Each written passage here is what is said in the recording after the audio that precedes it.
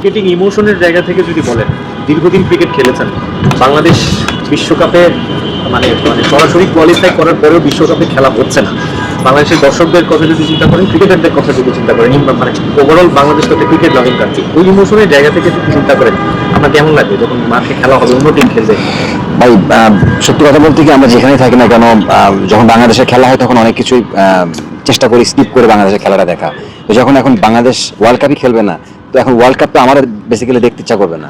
তো ওই দিক থেকে আমার মতো মানে মিলিয়ন পিপল আছে যারা হয়তো ভাই এই জিনিসকে স্কিপ করবে, তাদের টাইমটাকে ভ্যালু দিবে। তো ওই দিক থেকে বলবো যে ক্রিকেটিং জায়গা থেকে মানে ক্রিকেটটা মানে ক্ষতিগ্রস্ত হচ্ছে, যেহেতু বাংলাদেশের এত বড় ফ্যান বেজ একটা কান্ট্রি। সো ওই দিক থেকে বলবো যে এই পুরো ফ্যান বেজটা বাংলাদেশের কাছ থেকে পাবে না। বাংলাদেশ বিশ্বকাপে যাচ্ছে না, এবং সেই সাথে বাংলাদেশের যে সাংবাদিক তাদেরকে প্রথমে ক্রেডিট দিচ্ছে না, মাঝখানে এখন আবার কিছুটা দিচ্ছে আর কি। সবকিছু মিলে এই যে বাংলাদেশের সাথে ভারতের যে আচরণ, বাইসিসির যে আচরণ, এই বিষয়টাকে আসলে কিভাবে দেখছেন? না, প্রথমত খেলার যে বিষয়টা, এটা তো একটা ধরেন মানে একটা জিও পলিটিক্স বিষয়।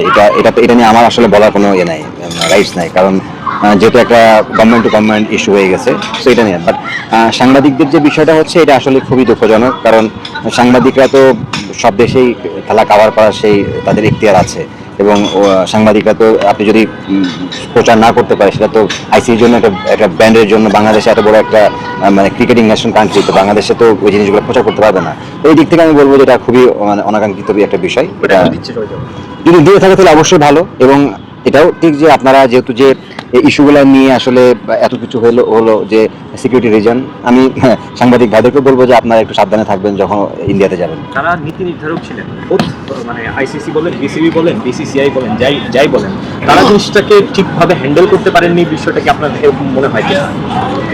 না, এটা দেখেন, আমি বাইরের থেকে এই কমেন্টসগুলো আমার করাটা ডিফিকাল্ট, কারণ আমি ভিতরে কি কথা হয়েছে, কি তাদের কি মেল চালাচালি হয়েছে, এটা তো আমি বলতে পারবো না। বাট এটা ফ্রম দ্য বিগিনিং যখন স্টার্ট হয়েছিল ইস্যুগুলো, তখনই আমার মনে হয় যে এক জায়গায় বসে যদি আমরা সমাধান করতে পারতাম, হয়তো সিনারি ডিফারেন্ট হতো। বাট আমার মনে হয় এখন টু লেট, এখন আর সম্ভব না। তো হয়তোবা ডেফিনেটলি বাংলাদেশের জায়গা থেকে দেশের একটা সম্মানের কথা চিন্তা করেছেন, সেই ক্ষেত্রে একটা ডিসিশন নিয়েছে। জিও টু জিওর কথা বলছিলেন, আসলে আমরা দেখছিলাম ভারত পাকিস্তানের যখন এরকমটা হচ্ছিল, তখন একটা আলাদা মডেল তৈরি করা হয়েছিল, আলাদা মডেলের খেলা তৈরি হচ্ছে। বাংলাদেশের ক্ষেত্রে সেরকম মডেলে কেন আমরা যেতে পারছি না? কেন পারছি না সেটা ভালো বলতে পারবে আইসিসি, সেটা আমি বলতে পারবো না। বাট এটা হওয়া উচিত ছিল, যেহেতু আমার মনে হয় যে ডাবল স্ট্যান্ডার্ডটা না রেখে সব জায়গায় একই রকম হওয়া উচিত, যেক্ষেত্রে সবাই এই কথা বলছে। আই হোপ যে এটা নিয়ে ইন ফিউচারে যদি আবার কখনো এরকম হয়, তাহলে হয়তো আইসিসি আবার ভালোভাবে বিবেচনা করবে বাংলাদেশ বা ইন্ডিয়া ম্যাচ বা যে কোনো ম্যাচ এরকম সিচুয়েশন যদি হয়। সব ধরনের খেলার খবর পেতে সাবস্ক্রাইব করুন, সঙ্গে থাকুন খেলার পাতার।